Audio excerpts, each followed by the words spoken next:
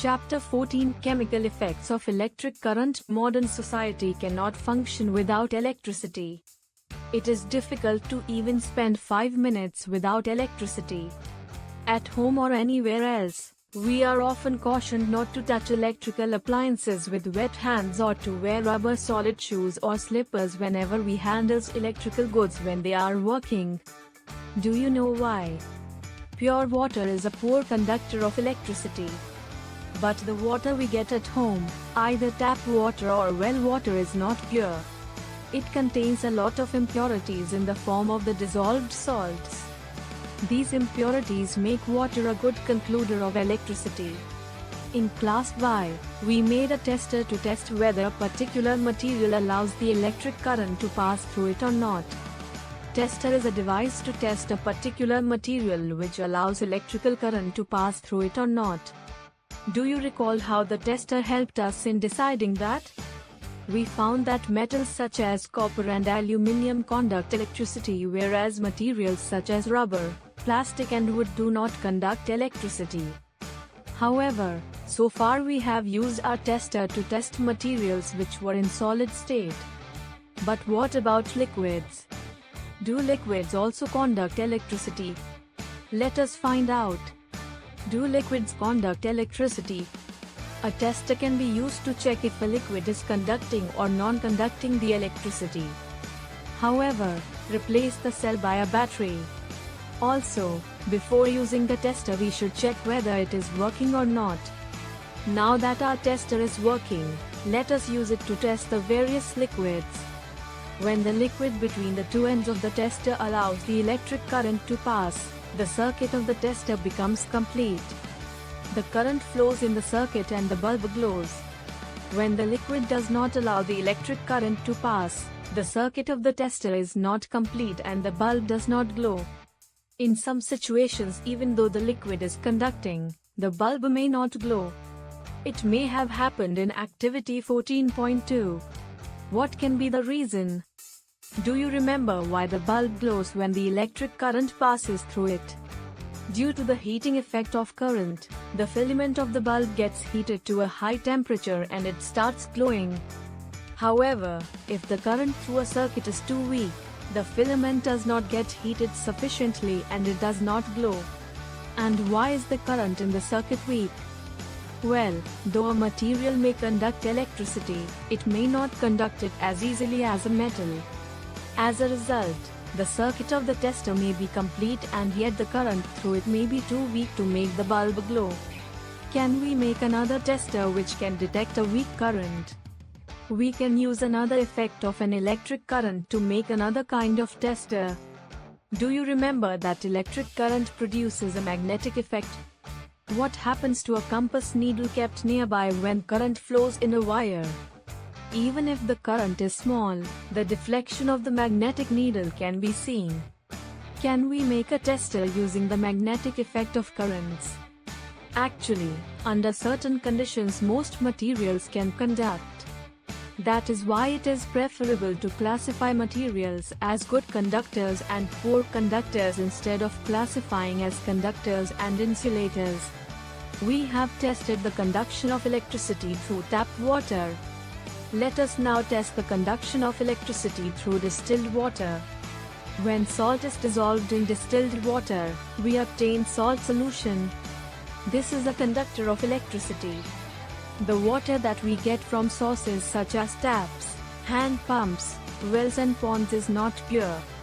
It may contain several salts dissolved in it. Small amounts of mineral salts are naturally present in it.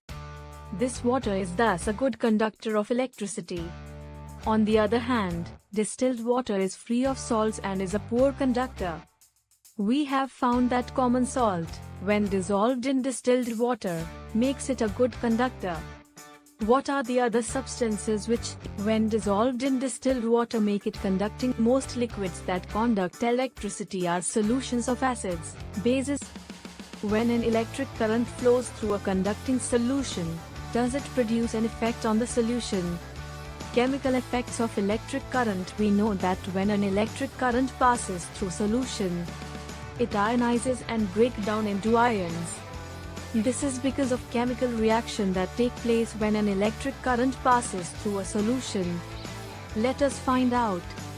The passage of an electric current through a conducting solution causes chemical reactions that may cause formation of bubbles of a gas on the electrodes, deposits of metal on electrodes, changes of color of solution, etc. The reaction would depend on what solution and electrodes are used. These are some of the chemical effects of the electric current. Electroplating. Sometimes you see a brand new bike has shiny handlebar and wheel rims. If you scratch them with a pointed object, the shiny coating comes off, revealing a not so shiny surface beneath. You might have also seen women using ornaments, which appear to be made of gold. However, with repeated use, the gold coating wears off, revealing silver or some other metal beneath. In both these cases, a metal has a coating of another metal. Do you wonder how a layer of one metal can be deposited on top of another? Well, let us try doing it ourselves. When electric current is passed through the copper sulfate solution, copper iron sulfate dissociates into copper ions and sulfate ions. The free copper gets drawn to the electrode connected to the negative terminal of the battery and gets deposited on it. But what about the loss of copper from the solution?